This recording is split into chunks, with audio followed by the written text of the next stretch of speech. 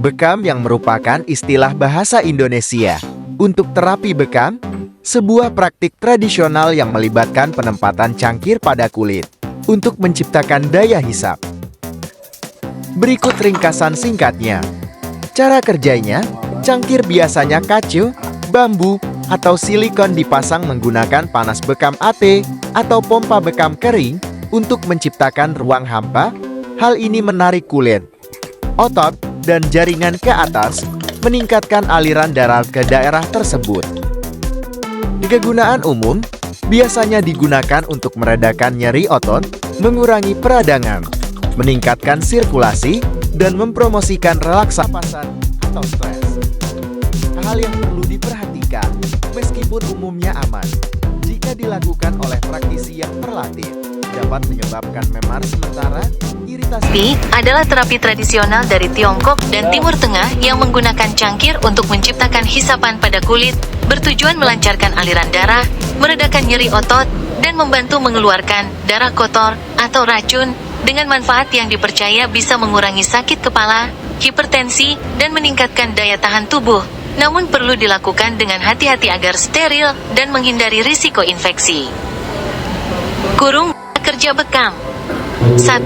Cangkir bekam, biasanya gelas atau plastik, dipasang di kulit, punggung, perut, lengan, del, untuk menciptakan tekanan negatif, vakum. 2.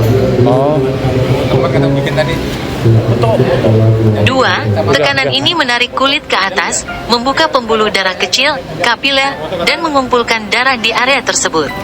3. Setelah bekam kering, bisa dilanjutkan dengan bekam basah, torehan kecil, untuk mengeluarkan darah yang terkumpul.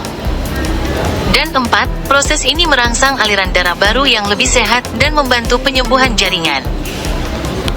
Manfaat yang dipercaya. 1. Meredakan nyeri. Efektif untuk sakit punggung, leher, otot kaku, dan migrain. 2. Melancarkan sirkulasi darah, membantu mengurangi risiko penyakit kardiovaskular seperti hipertensi. 3. Detoksifikasi, membantu mengeluarkan racun atau oksidan dari tubuh. 4. Meningkatkan kekebalan tubuh dengan memperlancar sirkulasi dan detoksifikasi. Dan 5. Relaksasi, mengurangi ketegangan otot dan memicu hormon endorfin. Hal yang perlu diperhatikan. 1. Risiko infeksi. Pastikan alat bekam steril untuk mencegah penularan penyakit hepatitis B/C. 2. Efek samping. Bisa muncul memar, lecet, atau dalam kasus jarang, infeksi serius jika tidak steril. Dan 3. Kondisi tertentu. Tidak dianjurkan untuk orang dengan kondisi medis tertentu, konsultasikan dengan praktisi kesehatan.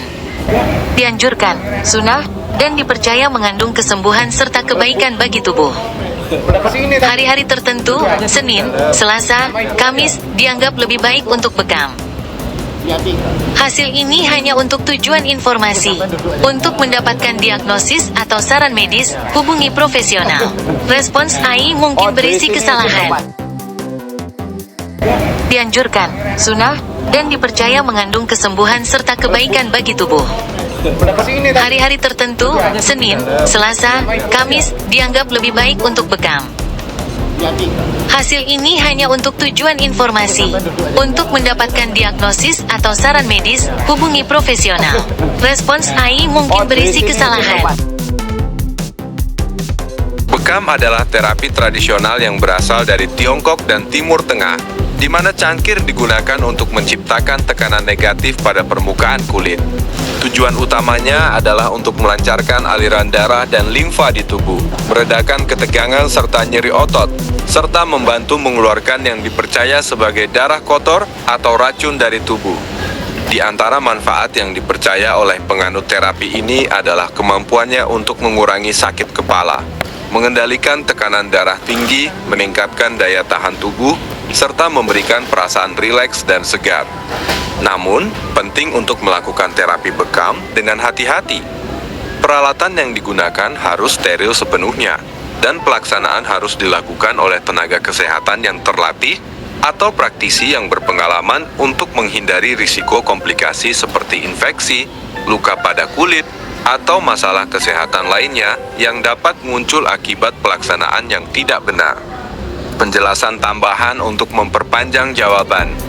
Terapi bekam sendiri telah ada selama ribuan tahun dan dikenal dengan berbagai nama di berbagai budaya, seperti hijama di budaya Islam.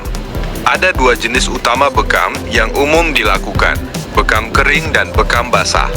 Meskipun banyak orang melaporkan manfaat positif dari terapi ini, penelitian ilmiah yang mendukung klaim tentang pengeluaran racun masih terbatas. Organisme tubuh seperti ginjal dan hati sudah memiliki sistem alami untuk membersihkan racun, sehingga peran bekam dalam hal ini masih menjadi topik debat di antara para ahli kesehatan. Oleh karena itu, sebelum melakukan bekam, disarankan untuk berkonsultasi terlebih dahulu dengan dokter atau tenaga kesehatan profesional untuk memastikan bahwa terapi ini aman dan cocok dengan kondisi kesehatan individu. Apakah Anda ingin mengetahui lebih lanjut tentang cara memilih praktisi bekam yang terpercaya atau penelitian terbaru seputar efektivitas terapi ini?